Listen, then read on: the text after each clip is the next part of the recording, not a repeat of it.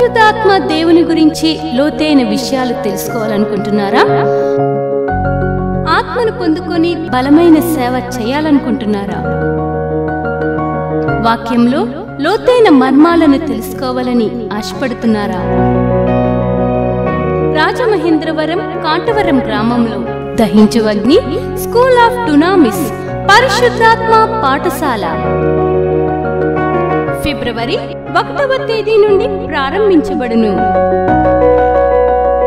ఈ పరిశుద్ధాత్మ పాఠశాలలో దైవజనులు డాక్టర్ థామస్ గారు, డాక్టర్ శివ థామస్ గారు పరిశుద్ధాత్మను గురించి లోతైన విషయాలు మీకు బోధించెదరు. స్త్రీ పురుషులకు ప్రత్యేక వసతి సదుపాయాలు కలవు. రిజిస్ట్రేషన్ ఫీజు 2500 రూపాయలు మాత్రమే. స్థలం దహించు అగ్ని రివైవల్ సెంటర్, కాటవరం, రాజమహేంద్రవరం. మరిన్ని వివరాలకు 9494940072 మరియు 73. విజయవాడలో దహించు అగ్ని సేవకుల కూడిక జనవరి 21వ తేదీన ఉదయం 10 గంటల నుండి ప్రారంభించబడును. ముఖ్య ప్రసంగికులు డాక్టర్ థామస్ గారు, దహించు అగ్ని మినిస్ట్రీస్ రాజమహేంద్రవరం. స్థలం కందుకూరి కళ్యాణ మండపం, జింకానా గ్రౌండ్స్, విజయవాడ. మరిన్ని వివరాలకు 9032224646 మరియు 9032224747.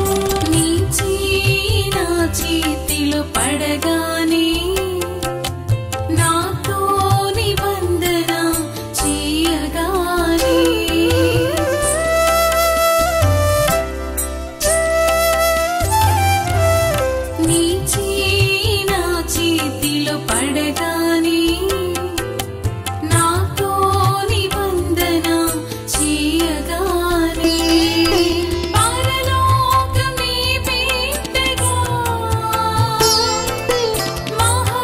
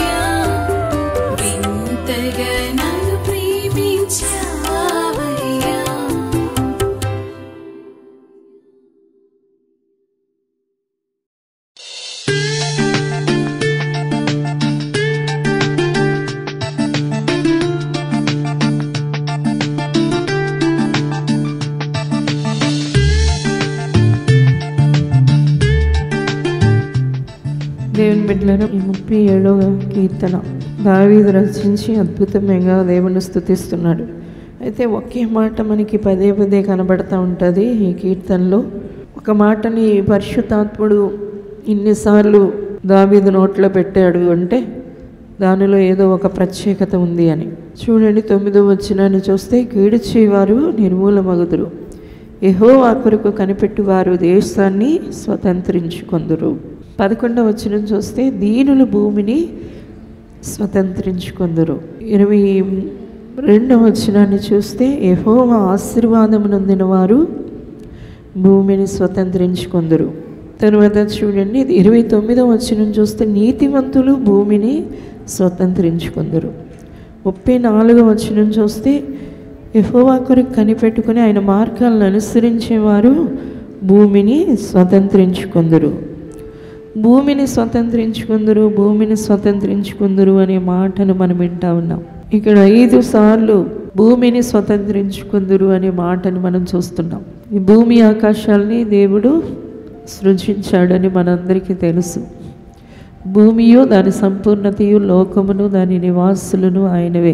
ఆయన అగాధ జలాల మీద భూమికి పునాది వేశాడని, భూమి నిరాకారంగా శూన్యంగా ఉన్నప్పుడు, చీకటి అగాధ జలాల్ని కమ్మి ఉన్నప్పుడు దేవుడు ఈ అందమైన సృష్టిని చేశాడని పరిశుద్ధ గ్రంథంలో 1వ అధ్యాయమే మనకు తెలియచేస్తూ ఉంది. ఈ భూమి దేవునిది.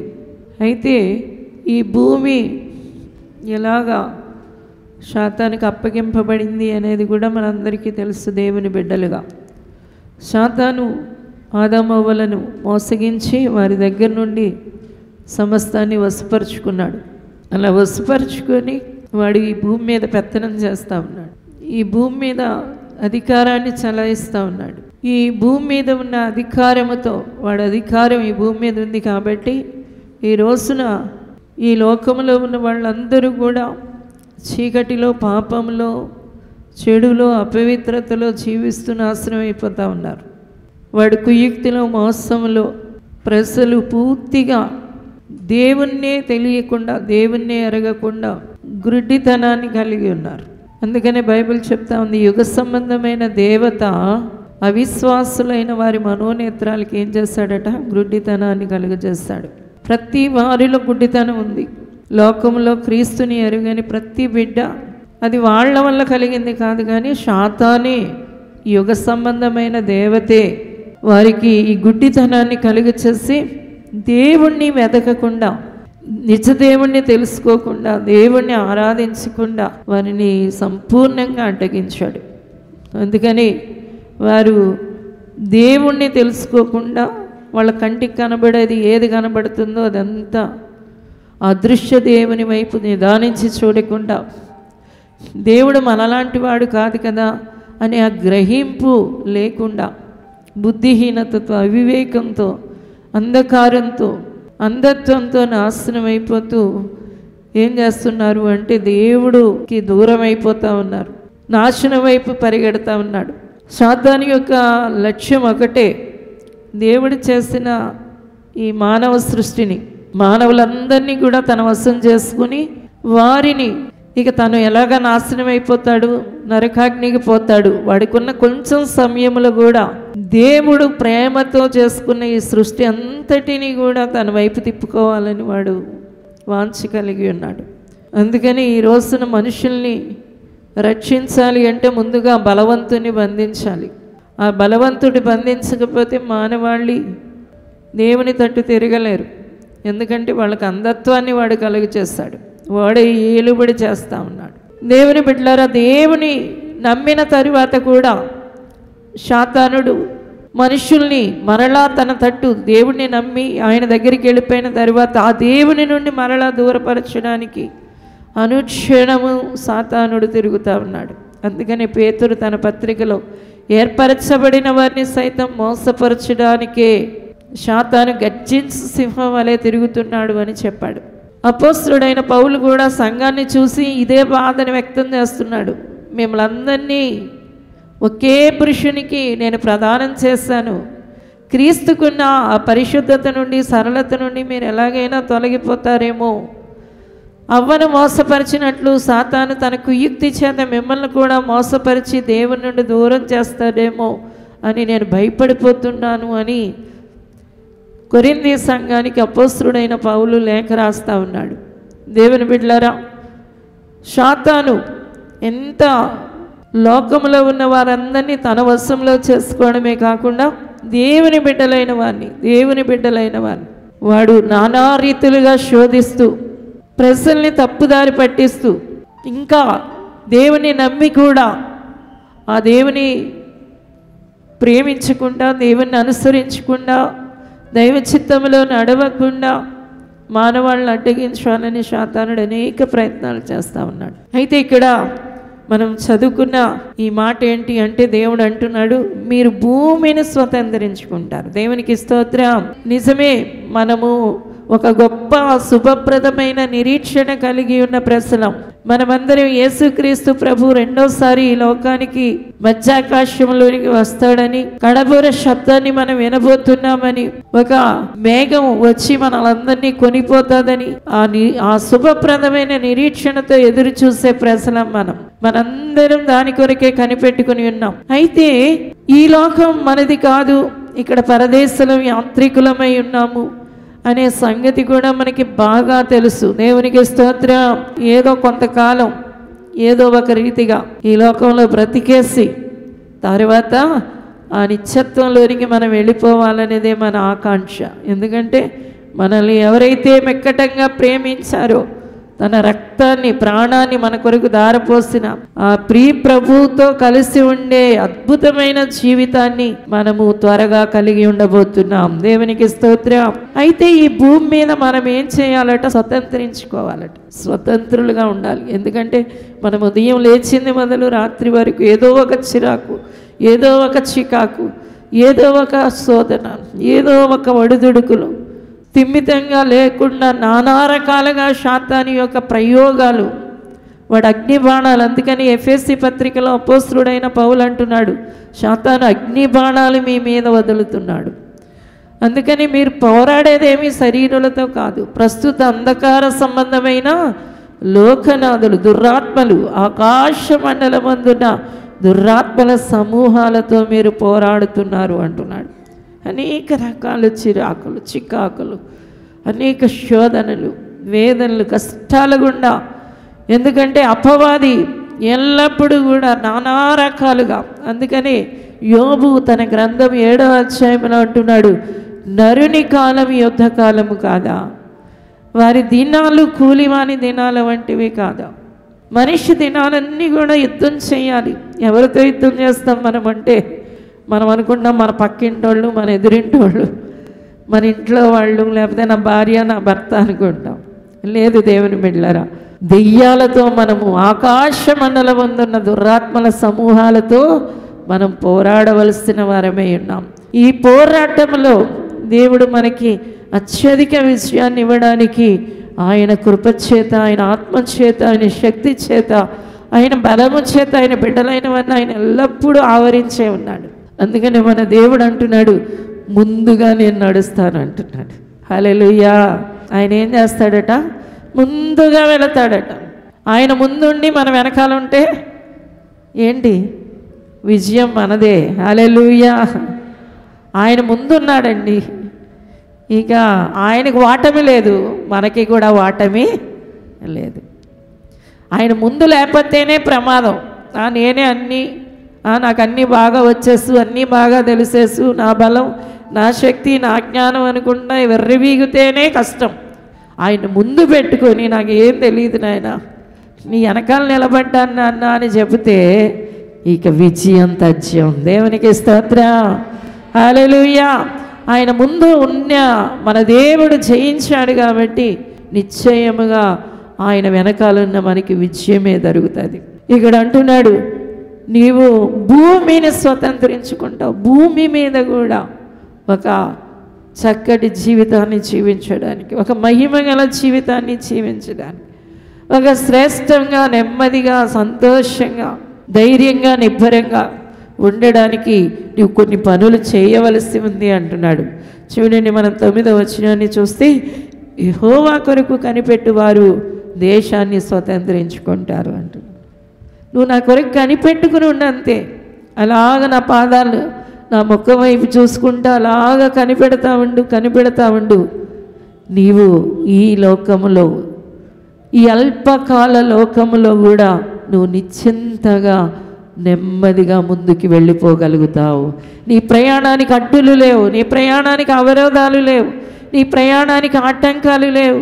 అవన్నీ కూడా నేను తీసేసి నీవు నెమ్మదిగా ఉండడానికి నా వైపు చూడు అంటున్నాడు. దేవునికి స్తోత్రం, హల్లెలూయా. ఈ భూమి మీద మన జీవితకాలం అంతా మనం చేయవలసింది ఏంటి అంటే, ఈ భూమి మీద మనం ఒక స్వతంత్రులుగా సాతాను యొక్క ఆ బంధకాలలోనికి వెళ్ళకుండా, సాతాను యొక్క ఆధీనములోనికి వెళ్ళకుండా దేవుని బిడ్డలారా మనము యేసు వైపు చూడాలి. దేవునికి స్తోత్రం. భూమిని స్వతంత్రించుకుంటారు. సాతాను యొక్క క్రియను మొట్టమొదటిగా యేసయ్య లయపరచడానికి వచ్చినప్పుడు యెషయా ఇదే ప్రవచిస్తూ ఉన్నాడు దేవుని గురించి. ఇదిగో బంధింపబడిన వారికి ఆయన విడుదలను కలుగజేస్తాడు, చెరసాలలో ఉన్న వారికి ఆయన విముక్తిని కలుగజేస్తాడు. దేవునికి స్తోత్రం. దుఃఖంలో ఉన్న వారికి ఆయన సంతోషాన్ని కలుగజేస్తాడు.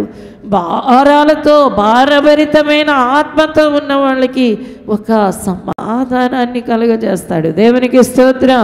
అందుకే దేవుని బిడ్డలారా ఇక్కడ అంటున్నాడు, ఈ భూమి మీద ఉండే దినాలలో ఒక విజయవంతమైన ప్రయాణం చేయడానికి నువ్వు చేయవలసింది ఏమైనా ఉంది అంటే నీవు నా కొరకు కనిపెట్టు. దేవునికి స్తోత్రం, హల్లెలూయా. ఇక్కడ వీళ్ళండి, అక్కడ వాళ్ళండి, భర్త అండి, లేకపోతే పిల్లలండి, నా మాట వినరండి, ఈ అప్పులండి, ఈ సమస్యలండి, ఈ చికాకులన్నీ రోజుకొకటి, నిమిషానికి ఒకటి.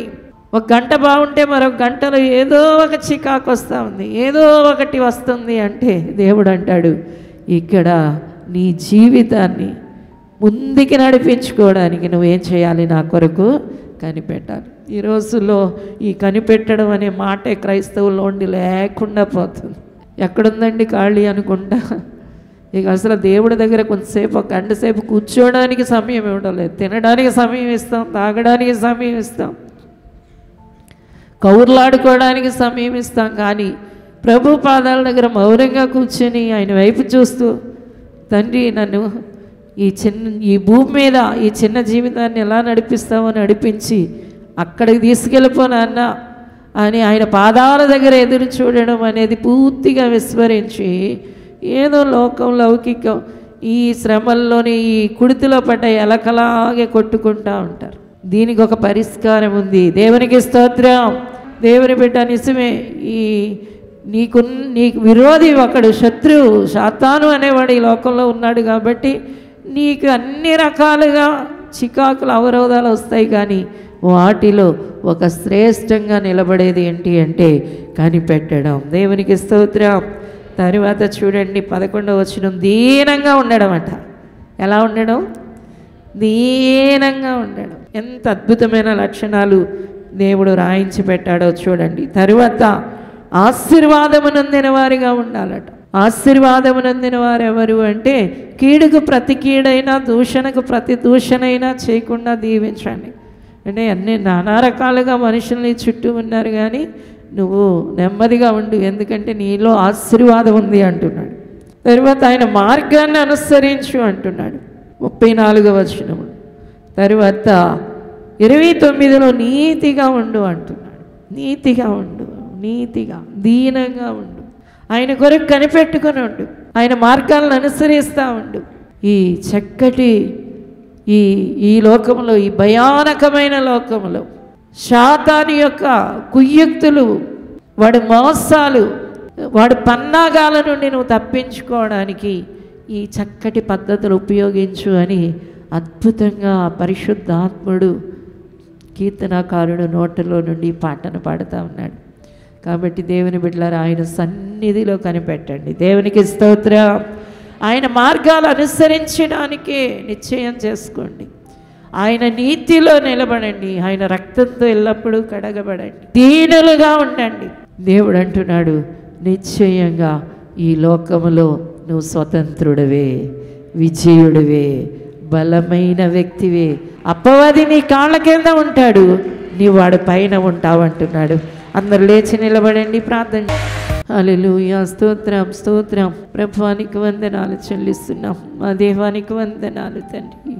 ఈ భయానకమైన లోకములో, ఈ చీకటి లోకములో, ఈ గాఢాంధకారపు లోకములో, ఈ దుర్దినాలలో, ఈ చెడు దినాలలో అయ్యా నీకు వందనాలు. నీ కొరకు కనిపెట్టేవారిగా, నీతి గలవారిగా, నీ మార్గాలను అనుసరించేవారిగా, దీనులుగా అయ్యా యేసు నామములో ఆశీర్వదింపబడిన బిడ్డలమని గ్రహించి నడుచుకొందురుగాక. ఆశీర్వదించండి అయ్యా. వ్యతిరేకంగా లేస్తున్న ప్రతి శాతాను శోధనను జయించేవారిగా చేయండి, విజయులుగా చేయండి, ఆశీర్వదించండి. యేసు నామమున దీవించమని యేసు నామమున అడుగుచున్నాము తండ్రి, ఆమేన్. అందరూ గట్టిగా చప్పట్లు కొట్టి స్తోత్రం చెల్లించుదాం. Praise lord. పరిశుద్ధాత్మ దేవుని గురించి లోతైన విషయాలు తెలుసుకోవాలనుకుంటున్నారా? ఆత్మను పొందుకొని బలమైన సేవ చేయాలనుకుంటున్నారా? వాక్యంలో లోతైన మర్మాలను తెలుసుకోవాలని ఆశపడుతున్నారా? రాజమహేంద్రవరం కాంటవరం గ్రామంలో దహించు అగ్ని స్కూల్ ఆఫ్ డునామిస్ పరిశుద్ధాత్మ పాఠశాల ఫిబ్రవరి 1వ తేదీ నుండి ప్రారంభించబడును. ఈ పరిశుద్ధాత్మ పాఠశాలలో దైవజనులు డాక్టర్ థామస్ గారు, డాక్టర్ శివ థామస్ గారు పరిశుద్ధాత్మను గురించి లోతైన విషయాలు మీకు బోధించెదరు. స్త్రీ పురుషులకు ప్రత్యేక వసతి సదుపాయాలు కలవు. రిజిస్ట్రేషన్ ఫీజు 2500 రూపాయలు మాత్రమే. స్థలం దహించు అగ్ని రివైవల్ సెంటర్, కాటవరం, రాజమహేంద్రవరం. మరిన్ని వివరాలకు 9494940072 మరియు 73. జగ్గయ్యపేటలో షాలోమ్ మిరకల్ సెంటర్ వారు నిర్వహించు నూతన మందిర ప్రారంభోత్సవం 2025 జనవరి 16వ తేదీన ఉదయం 10 గంటల నుండి ప్రారంభించబడును. ముఖ్య ప్రసంగికులు మరియు మందిర ప్రతిష్టాపకులు డాక్టర్ థామస్ గారు, డాక్టర్ శివ థామస్ గారు, దహించు అగ్ని మినిస్ట్రీస్, రాజమహేంద్రవరం. స్థలం జగ్గయ్యపేట, చెరువు బజార్. మరిన్ని వివరాలకు 6281398032. అమలాపురంలో దహించు అగ్ని ఆశీర్వాద వాగ్దాన కూడిక జనవరి 17వ తేదీన ఉదయం 10 గంటల నుండి ప్రారంభించబడును. ముఖ్య ప్రసంగికులు డాక్టర్ థామస్ గారు, దహించు అగ్ని మినిస్ట్రీస్, రాజమహేంద్రవరం. దైవజనులు వాక్య పరిచర్య చేసి ప్రతి ఒక్కరికి నూతన సంవత్సరం వాగ్దానమిచ్చి వ్యక్తిగతంగా ప్రార్థించెదరు. స్థలం అంబేద్కర్ కమ్యూనిటీ హాల్, నల్లవంతెన దిగువన, అమలాపురం. మరిన్ని వివరాలకు 9849408291 మరియు 9885461408. విజయవాడలో దహించు అగ్ని సేవకుల కూడిక జనవరి 21వ తేదీన ఉదయం 10 గంటల నుండి ప్రారంభించబడును. ముఖ్య ప్రసంగికులు డాక్టర్ థామస్ గారు, దహించు అగ్ని మినిస్ట్రీస్, రాజమహేంద్రవరం. స్థలం కందుకూరి కళ్యాణ మండపం, జింకానా గ్రౌండ్స్, విజయవాడ. మరిన్ని వివరాలకు 9032224646 మరియు 9032224747. రాజమహేంద్రవరంలో దహించు అగ్ని సేవకుల కూడిక జనవరి 28వ తేదీన ఉదయం 10 గంటల నుండి ప్రారంభించబడును. ముఖ్య ప్రసంగికులు డాక్టర్ థామస్ గారు, దహించు అగ్ని మినిస్ట్రీస్, రాజమహేంద్రవరం. స్థలం దహించు అగ్ని ఆడిటోరియం, నటరాజ్ థియేటర్, రాజమహేంద్రవరం. మరిన్ని వివరాలకు 9494940072 మరియు 73. మీ ప్రార్థన అవసరతలకు 9494940072 మరియు 73. ఈ టీవీ కార్యక్రమాన్ని చూసి ఆశీర్వదించబడినట్లయితే దహించు అగ్ని టీవీ పరిచర్యకు మరియు బ్లెస్సింగ్ ల్యాండ్ కు సహకరించండి. దహించు అగ్ని trust current account number 357222444370 state bank of India main branch Rajamahendravaram. My address Dr. Thomas Dahinchu Agni Ministries, Tummalova, Rajamahendravaram.